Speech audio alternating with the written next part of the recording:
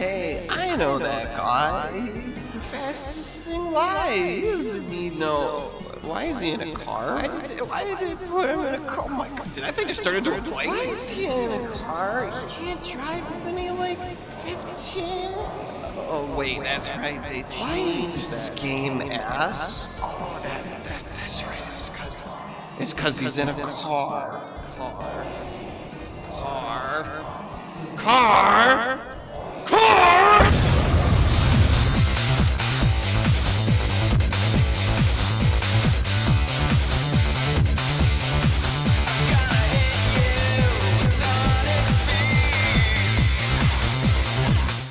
Hey folks, Sonic is a character that's obviously most well known for his speed.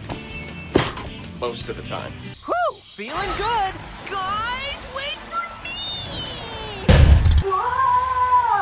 So naturally, he's been put in many games where he's able to test that speed competing against other racers. First we have the Sonic Drift games for the Game Gear, which features Sonic competing against his friends and enemies on very simple racetracks, with a focus on drifting, well, driving cars. Well, okay, that doesn't really take advantage of his talents, so for a more modern example, we have the Sumo Digital Sonic Racing Trilogy, which are all super well-made games, some of which even feature more than just Sonic characters, all competing against each other in cars. Okay, well that's alright, because we have Sonic Kart Racing... What? What is this? What am I looking at? Why? Who made this? Why? Why is this, Alright. You guys have the fastest thing alive, and you keep trapping him in cars. Why? Anyone can drive a car! Look! Sonic is supposed to be the anti-Mario. He's supposed to show the plumber up at his own game, but when it comes to racing spin-offs, it's like he's just copying his homework and swearing it's completely different. If only there was a Sonic racing game that took advantage of his natural abilities in acrobatics, combined with the mainline game's design philosophy of level design that features multiple paths and mild exploration built in. Oh, that's right, of course! And you feel the sunshine dancing bright in your day. Don't you feel that sometimes? Okay, maybe one that doesn't control like ass with zero content. Or is stuck on an obsolete handheld. I'm just kidding. Those games are fine, except Sonic Art really does only have 5 courses. But today I am, of course, talking about both Sonic Riders games. We'll cover Free Riders sometime in the future in its own episode for a couple reasons. 1, the game is a special type of bad that deserves its own video. 2, after playing the first 2 games, I found their differences to be fascinating, and adding Free Riders here would feel out of place for the point of the video. And 3, the game is only stuck on Kinect for Xbox 360, and I bought a wrong Kinect. But what makes these games so special in the first place that I decided to review them before any other Sonic game right after reviewing Frontiers? Well, after beating that game and slaving away at that video for 2 months, instead of playing literally any other game, I came to a horrible realization. You never played a Sonic racing game. Fuck! I haven't played any of the racing games besides Team Sonic Racing, so I decided to play most of the old ones, which I thought were all fine for the most part. I mean, Drift is like literally 20 minutes long, but none of the others really stood out in any meaningful way, until I eventually got to 2006's Sonic Riders. Now, I've known about this game basically ever since it first came out. In fact, it was the very first Sonic game to enter my household, all the way back in March of that same year. I barely even knew what a Sonic was back then, besides having a random demo disc that came with our copy of Mario Kart Double Dash that had a couple Sonic Heroes levels in it. But I did always find the game striking. Even at a young age, I thought Sonic looked super cool, and especially since I was a huge fan of the Back to the Future movies back then, I always wanted to hoverboard in video games, but never really got the chance. Until we got Sonic Riders, of course. Now, I know some of you are probably thinking that since this is the very first Sonic game I ever owned, that this review is going to be super biased and nostalgia blind. Well, actually, that's not the case. This is the first time I've ever fully played this game. Yeah, I vaguely remember certain parts about the game from when I was a kid, specifically that I thought the game looked incredible, until the CGI cutscene stopped playing and I saw what the actual game looked like. That, and I had no idea how anything worked, so I just gave up on the game and assumed it wasn't actually any good for the, what year is it again? Let me check my notes. Oh, right, 17 years! Nearly 2 whole decades of just never giving the game a shot. My god, I held on to that grudge for a long time. As stated previously, Sonic Riders came out early in 2006, making it a part of the 15th anniversary of the series and the first Sonic racing game to come out since 1997's Sonic R, and also the first Sonic racing game to be developed by Sonic Team themselves. They set out to create a completely new game that didn't take any inspiration from any previous Sonic game. They wanted to make a game that could take advantage of the player being able to perform cool tricks. They initially tried to do this with a car. What is that? Why is it? Okay, sorry. They initially prototyped putting Sonic in a car. Okay, why is it doing that? We don't use the C word. Oh, God. After realizing that vehicle wouldn't suit their desires, they eventually turned to extreme sports, and more specifically looked towards surfing and snowboarding for inspiration, as they felt those allowed for much more dynamic freedom of movement compared to any other vehicle. This led to the team settling on hoverboards being the primary vehicle used, as well as roller skates? They're air shoes. Basically anything that floats in the air wasn't off limits. With the hoverboard idea, they were able to craft a game that vastly stood out compared to other racers at the time. Sonic Team also wanted the game to feel in line with other games in the series, so also set out to create a full-on storyline featuring not only Team Sonic, but 3 brand new characters as well. Let's get into it. Our story begins with Sonic and crew looking particularly noodly. Their designs are super weird in this game, but the art style is cool. And are tracking down a Chaos Emerald because I guess they don't have any other hobbies, and discover that a gang of robbers has stolen said Chaos Emerald, making their escape on very fast hoverboards called Extreme Gear. So our heroes make chase. Sonic decides the best way to stop them is standing directly in their path and hitting them with a Stop! You violated the law. The bad guy's simply passive instead of just running after them like Sonic the fucking Hedgehog, and also decides breaking the law is cool and commits Grand Theft Auto to make chase. He fails to catch them falling on his ass, but is excited at the prospect of a new rival. Instead of just keeping up the chase, they're right there, just run after them. Whatever. I'm pretty sure Knuckles is going to jail on an assault charge though. After bailing Knuckles out, the crew is interrupted by a huge TV announcement from Eggman where he states that he will be hosting a race. Not just a race, but a special race to see who's the fastest. What? So it's just a race, and never mind.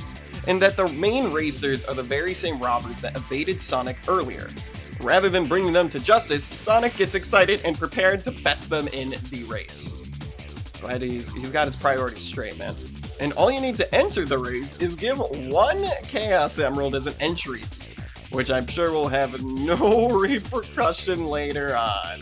We later learn this tournament is all a front set up by Eggman, who enlisted the help of the Babylon Rogues, these guys that live high up in the skies above Earth and seek great fortune, including the great treasure of Babylon. The crew consists of Storm the Albatross. He's a bit of a meathead, but is loyal to the crew and will get any task done, even if that means walking in on Jet on 2 different occasions without knocking. Dude, he could be watching anime in there, you don't know what he's up to. Wave the Swallow is the calm and more reserved member of the Rogues with great intellect and planning abilities, including but not limited to murder. Jet the Hawk is the leader of the Babylon Rogues and also the self-proclaimed master of wind. He has a crazy good Sonic impression early on in the game, and also has a bit of a gamer rage problem. While Sonic and Jet's relationship is probably the most standard Sonic rivalry in the franchise, with them just stroking their own ego throughout the whole game, the relationship between the Rogues themselves, however, is really neat though. They bounce off each other super well and have a lot of fun exchanges. In fact, most of the character interactions are all really fun to watch, and I always look forward to whatever the next cutscene may be just due to how fucking mean everyone is. Seriously, most of the plot consists of characters making fun of others, getting into arguments, sometimes leading to straight up fights, or just one-upping each other for the sake of it. It's low-key pretty hilarious to see play out and an absolute highlight of the game. I swear Tails is about to enter his Joker arc after this back-to-back roasting from Wave and Knuckles in this one cutscene. If Sonic Frontier's narrative is all about supporting your friends and validating their emotions, Sonic Riders' narrative is all about the boys hanging out and just shitting on each other for hours on end. Definitely the strongest aspect of the plot in general is the dialogue and character interactions. The story itself doesn't go much further beyond the initial premise of Eggman using the race to easily get the Chaos Emeralds, which our heroes never once questioned, but, you know, whatever. There is some weird mumbo-jumbo about the Babylon Rogues needing the Chaos Emeralds to unlock Babylon, and some other backstory about like a kid with wings and stuff, and other exposition that I didn't really care that much to listen to. None of it was really that fascinating to me. It's a good thing the cutscenes are so entertaining though, because, well, maybe it's a good time we get into the gameplay. There are a few different modes to choose from here, but I'm mostly just going to focus on the story mode for this retrospective because that's where I spent most of my time.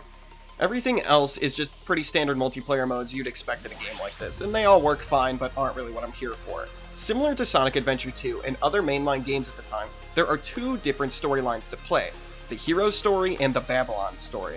However, unlike those other games, you have to complete the hero's story before doing the next. So let's hop into our first race and see what makes this game tick. Sonic Team set out to make a racer unlike any that came before, and by God, they did. This game has so many different mechanics, all of which you need to keep a constant check on if you want to get first place. First off, your board is always moving forward by default, kind of like Kirby Air Ride, which is nice. You can drift around tight corners with the triggers, and once you let go of them, you'll launch straight forward in whatever direction you're facing. This can be very exhilarating to pull off correctly, but also feels like a total crapshoot half the time, often leading me to zoom into a wall or straight off a cliff. You can also boost at the push of a button, which also doubles as a melee attack if you are near an opponent while boosting. Oh, right, before I forget, there's also rings to collect all around the course that increases your speed, boost, and attack power, so gotta keep track of those. Ah, shit, I forgot to mention, all of these things, including simply moving forward, require air. If you run out of air, your extreme gear stops working, and you end up running like a dope trying to find your mom in the grocery store. How do you run out of air on a planet full of air? Shut up! Now, there are a few different ways to get air back. The most common method is to perform tricks off of jump ramps, which is super fun and satisfying to pull off because you input the tricks manually with the analog stick, allowing you to get creative with your tricks. The better the tricks, the more air you get. But you need to make sure you land on your board because you'll lose the trick otherwise. Pretty neat risk versus reward system overall. Opponents occasionally also create a slipstream you can draft behind and perform tricks off of to get air that way. You can also be a total scrub and go to the air pit, but Mama didn't raise a scrub, even though I got this footage here, so it's very clear as day that I did get air here. Moving on. How about those character-specific shortcuts as well? How could you forget the character-specific shortcuts, you silly goose? Similar to Sonic Heroes, every character falls into one of 3 different categories based on their primary attribute. Speed characters can grind on rails, flight characters can fly through hoops, and power characters can punch through this shit. I forgot to mention tricks have different effects. Oh, right, you can affect the distance of your jump now. How could you forget the items? There are so many items. Spin. Jesus, that's a lot of shit to stay on the lookout for. But regardless of how complicated this all is, once you get the hang of it, it all flows together really well, making for a super fun and satisfying racer that feels incredibly rewarding to master. You really do feel like an absolute pro hoverboarder when you get the hang of things, but there is just one teensy little problem. The game itself doesn't teach you a goddamn thing. You are just thrown into the first race, told to get at least 3rd place, and then told to basically fuck off. The game ain't paid enough to teach you how it works. The tutorial is out on its smoke break. It doesn't care about your feelings. I was so bewildered by this that I quit after getting last place in the first race the first time I attempted it, and searched the entire menu desperately trying to find the tutorial, but it was nowhere. This is the first time I've ever had to genuinely look at the instruction manual for a game that wasn't made in the 1980s, and even then, that only barely helped. I didn't learn this until after my second playthrough, but there is apparently a tutorial featured in the game. It's just locked behind theater mode, which is really dumb. Why would anyone think, oh yes, of course, theater mode, that'll teach me how to play? This tutorial video is fine, but still doesn't teach you how to move, attack enemies, how to upgrade the air meter, what items do, upon a few other things. It's really not that great, but I digress. With the manual, I did learn some of the basics, but had to trial and error on everything else, and my god, it was painful. Learning how to properly manage air alone was a struggle, but the absolute biggest hurdle to jump through was figuring out how speed and flight shortcuts worked, because both of them are so non-intuitive. Power shortcuts are simple, you just break through shit automatically. Easy. Speed seems simple enough, you just ride the rails, but how do you do that? Do you just ride into them? No. Do you jump on them? No. Do you boost into them? No! You need to jump while near a rail and then press the jump button again to attach yourself to it, which is not how any other Sonic game handles rails, by the way. Flight shortcuts are even worse in my opinion. You need to ride onto these ramps that look identical to every other trick ramp in the game, so you'll probably want to jump off of them. Nope, that'll just send you flying off and looking like a complete dope. What you need to do is just ride onto them, and then your character will start flying automatically. My god, the game's lack of explaining anything would bring it down so much for me if it wasn't so much damn fun once you put it all together, making for a very satisfying gameplay loop. Every mechanic flows into each other super well and allows for the courses to be super dynamic at any given point with next to no points of boredom or lull while racing. The tracks are all, for the most part, super well designed and validate each of these mechanics wonderfully. Some of them even have dynamic changes between laps that keep you on your toes. The only aspect of the track design I could really have done without, however, is the little weird cutscene QuickTime events where you gotta spin the analog stick to finish them faster. These are a good way to get air back, but besides that, feel very pointless and remind me of those fake QuickTime events from Forces. Another reason why you'll feel like a pro by the end of the story mode is because you need to play to absolute perfection in some of these races, especially in the Babylon route. Even in the Hero route, Desert Ruins and Babylon Garden are both pretty tough tracks, and the AI will not let up if you make any mistakes, but even those are nothing compared to Dark the Desert. My god, Team Sonic has it out for Jet in this damn race because all three of them fuck with you the whole time. Passing you on straightaways, somehow landing further than you off of jump ramps, attacking you whenever they get the chance, it's brutal. And the course itself has some of the sharpest turns and most punishing shortcuts to miss in the entire game. The first time I did this race, I was stuck on it for well over an hour, and then beat it on my first try in my other two playthroughs. And the last race with Wave isn't much easier. In fact, it's way harder because of how easy it is to fall off the damn ledge and how it's damn near required to get this shortcut right here to win, but I swear Wave only hits the flight ring whenever she wants to. But once you finally muster the skill to gain victory, it's an awesome feeling. Like I said earlier, even though I had a pretty miserable time during my first playthrough, there were two things that kept me going. One was the well-made cutscenes like I mentioned earlier, and the other is just how great it feels to get the dub in these races due to the high difficulty. After Eggman has wrapped up pulling the racers hot and Jet has finished checking out Sonic, we move into the tail end of Eggman's tournament where Jet has a #gamer moment when he's about to lose to Sonic in the final, so Wave helps him take out his gamer rage by blowing the dude to Kingdom Come. This stunt allows Jet to win the race and rub it in Sonic's face, which definitely won't blow up in his face later. This allows Jet to use the Chaos Emeralds in tandem with his favorite Minecraft glass block to summon the floating island of Babylon. I mean, like, goddamn, alright. Jeez, good for you, dude. Eggman steals the Tesseract and heads to Babylon Garden, so all of our heroes make chase and they... Wait! Look at Eggman's little moped! Oh my god! You can't make this shit up! What is this game, bro?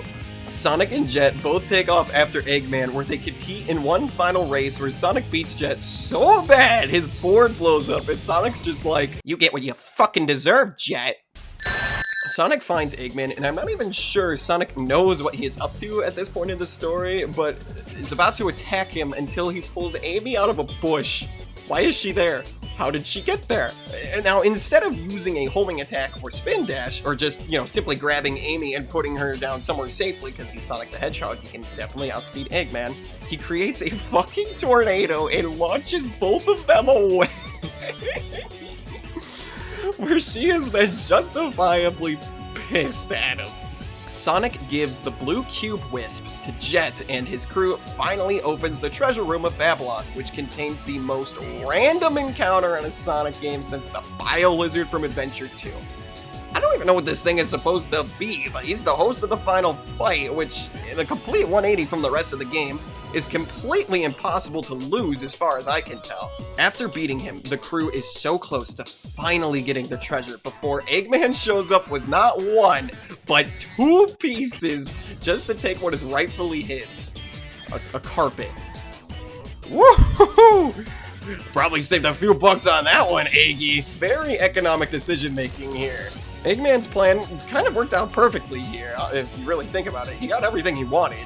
Shame all he got in the end was a carpet, though. And that's pretty much Sonic Riders through and through. The story is very simple, but is a ton of fun with the comedic dialogue and animation, I seriously love how overly cartoony all the animations are in the game. The gameplay is incredibly complicated, especially for a series that once prided itself on putting every action on a single button.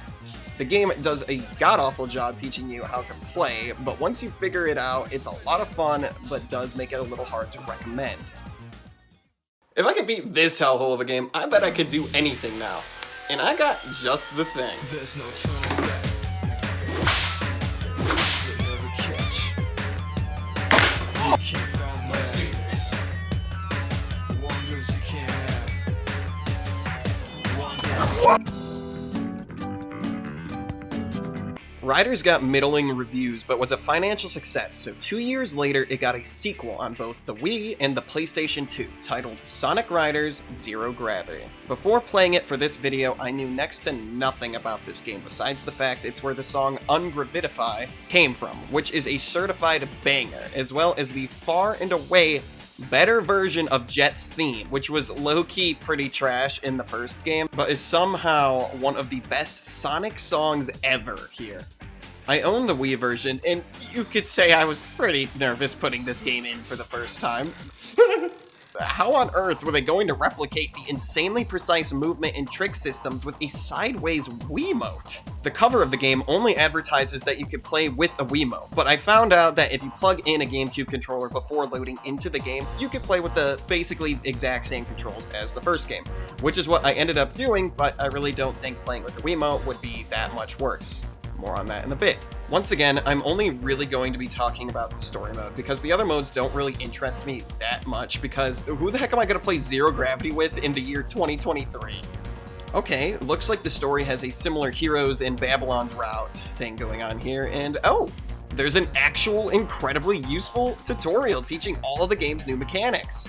We are already off to a much better start than the first game. So what's new here exactly? Oh, okay, look, there's a few new moves involving zero gravity, which makes sense, including a brand new drift that stops time completely and lets you turn up to more than 180 degrees on a dime, removing all skill and nuance from drifting.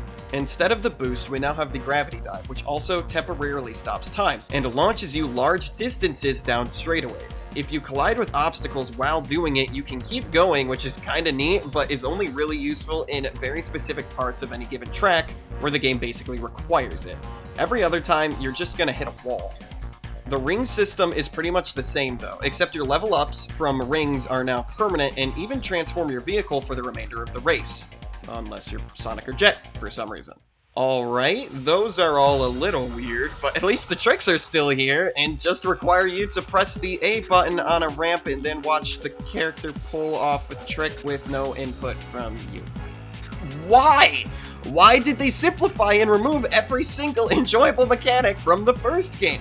Yes, it was difficult, but that's what made that game so much fun. Watering everything down so much ruins the gameplay loop and makes the act of playing this game super boring, which is the complete opposite feeling I get from the first game.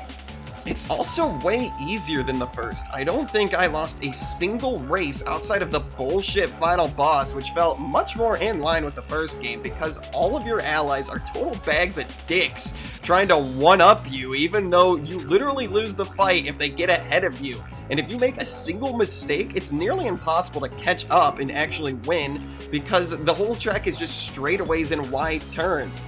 I'm just trying to save the world here, assholes! Just keep your egos in check! The tracks are all super boring as well.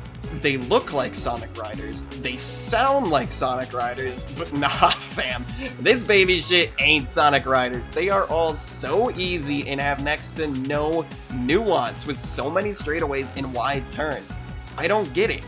The reason the first game is now a classic is because it appealed to a niche market looking for something a bit more challenging than your average Mario Kart. Zero Gravity threw that ideology in the trash and instead tries to appeal to everyone, but failing in almost every regard.